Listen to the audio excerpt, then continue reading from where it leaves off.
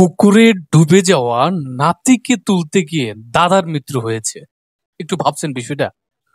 পুকুরে ডুবে যাওয়া নাতিকে তুলতে গিয়ে মৃত্যু হয়েছে দাদার। এখন প্রশ্ন হলো, পুকুরে ডুবে যাওয়া বোনকে তুলতে গিয়ে আরেক বোনের মৃত্যু হয়েছে, সেটা মানা যায়। কারণ উভয়জন সাঁতার জানা নাও থাকতে পারে, কিন্তু নাতিকে তুলতে গিয়ে দাদার কেন মৃত্যু হবে? দাদা কি সাঁতার জানে না? দাদা মানেই তো আমরা মনে করি যে বয়স্ক একজন ব্যক্তি। হ্যাঁ, তিনি বয়স্ক, অনেকে ভাইরেও দাদা বলে, সেই দাদা না, কিন্তু তিনি সত্যি বয়স্ক একজন মানুষ। দাদা, এই দাদা নাতিকে তুলতে গিয়ে আহ তিনিও মারা গেছেন। চলেন ঘটনাটা একটু আপনাদেরকে শোনাই।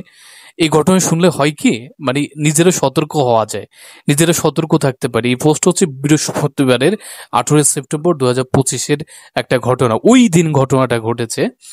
ঘটনাটা কোথায় ঘটেছে যদি আপনাদেরকে একটু বলি, বাগেরহাটের তিলতমারিতে ঘটেছে এই ঘটনাটা। ঘটনাটা কি শিরোনামটা যদি আরেকবার, পুকুরে ডুবে যাওয়া নাতিকে তুলতে গিয়ে মৃত্যু হয়েছে দাদার। হ্যাঁ, এখন এই ঘটনা ঘটেছে বৃহস্পতিবার 18 সেপ্টেম্বর, হচ্ছে উপজেলা শিবপুর গ্রামে গোসল করতে নেমে ঢাকা থেকে দাদার বাড়িতে বেড়াতে আসা নাতি শিশু নূরে কাদের মোল্লা, সেখান থেকে শিশু নূর কাদের মোল্লা যখন উঠতে পারছিল না, তখন দাদা শাহজাহান মোল্লা উঠাতে গেলে তিনি ডুবে যান। স্থানীয়রা দাদা ও নাতিকে উদ্ধার করে শীতলমারি উপজেলা স্বাস্থ্য কমপ্লেক্স নিলে কর্তব্যরত চিকিৎসক তাকেও মৃত ঘোষণা করেন। নিউজটা কিন্তু শেষ এখানে। এখন চলেন আমরা একটু বিশ্লেষণ করি। এখন পর্যন্ত যারা দেখেছেন, আমি এই টাইপের ভিডিও দিয়ে থাকি। আমার প্রতিটা ভিডিও, প্রতিটা সেকেন্ড, প্রতিটা সময়, আমি যদি 5 মিনিটসে কোনো ভিডিও করি, এই 5টা মিনিট আপনার কাজে লাগবে। আমি চেষ্টা করি যে সোশ্যাল মিডিয়া যে সময়টুকু মানুষ ব্যয় করে, অন্তত আমার ভিডিওর মাধ্যমে যে মানুষ যে সময়টুকু যাবে, সেই সময়টুকু যেন কাজে লাগে, তাদেরকে যেন কিছু একটা দিতে পারে। আমি নিজে শিখে আপনাদেরকে যেন শিখাতে পারি, আপনাদেরকে জানাতে পারি, দেখেন এই বিষয়টা আপনি ভুলে গেছেন, এটার জন্য আপনাদেরকে জানাতে পারি, সেই চেষ্টা আমি করি। দেখেন এখানে একটা বিষয় আছে যে দাদা বৃদ্ধ ছিল, তার ওই শক্তি ছিল না। অনেক অনেক আছে না যে ধরে ধরে হাঁটাতে হয়। দাদাকে হয়তোবা এখানে বিস্তারিত লেখে নাই, তিনি হয়তো পুকুর পাড়ে চেয়ারে বসা ছিলেন, এনে বসিয়ে দিয়েছে দাদাকে। তিনি দেখলেন যে তার নাতনি ডুবে যাচ্ছে, এখন তিনি তো বাঁচাতে হবে। তিনি সাঁতার না জানুক, তিনি চেষ্টা করেছে বাঁচানোর জন্য। চেষ্টা করতে যেয়ে তিনি আর উঠতে পারেন নাই, তিনিও পড়ে গেছেন।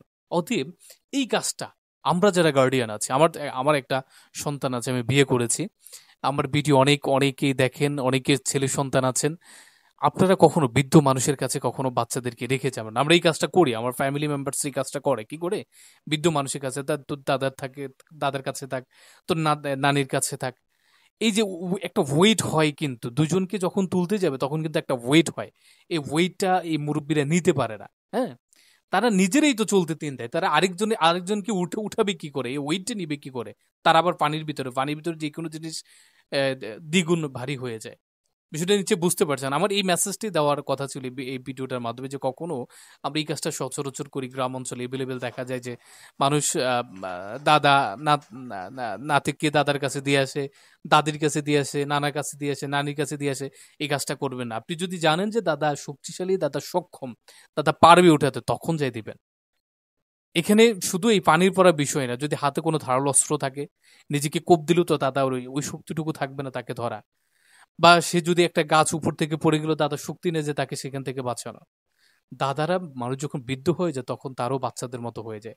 যেমন একটা বাচ্চা আরেকটা বাচ্চার কাছে নিরাপদ না, দুজনকে কখনো পানিতে, এই বিষয়টা তো আপনাদেরকে বলা লাগবে না যে কখনো যারা সাঁতার জানে না তাদেরকে কখনো পানিতে যেতে দিবেন না। বরঞ্চ একটা বাচ্চা যখন অ্যাডাল্ট হবে, প্রাপ্তবয়স্ক হবে, তাকে সাঁতার শেখানো আপনার ফরজ। নামাজ যেরকম ফরজ না, সাঁতার শেখানোরও তেরকম ফরজ আমি মনে করি। কেন মনে করি? কারণ যান বাঁচান ফরজ। বুঝতে পারছেন? সাঁতার শিখাবেন। হ্যাঁ, তো প্রাপ্তবয়স্ক যারা আছে তারা মাথার ভিতর রাখবেন, বাবা মা গার্ডিয়ান যারা আছেন কখনো মুরব্বীদের কাছে দিবেন না। সাক্ষ্য একটা প্রমাণ। একটু আগে যে কথাটা বললাম আপনাদেরকে, পুকুরে ডুবে যেমন হাতিকে তুলতে গিয়ে দাদার মৃত্যু হয়েছে তো উদাহরণ তো আছে ভাই। কোথায় হয়েছে আপনি জিজ্ঞেস করতে, কোথাও কি হয়েছে মিয়া এরকম মৃত্যু হয়েছে? হ্যাঁ হয়েছে, উদাহরণ দিলাম আপনাদেরকে। এই ভিডিওটা, এই মেসেজটি দেওয়ার কথা ছিল। আমাকে সাবস্ক্রাইব করে রাখেন আপনাদের উপকারের সাথে। আমার প্রতিটা ভিডিও একটা মেসেজ থাকে। আমি চেষ্টা করি যে আপনাদের সময়গুলো কাজে লাগানোর জন্য।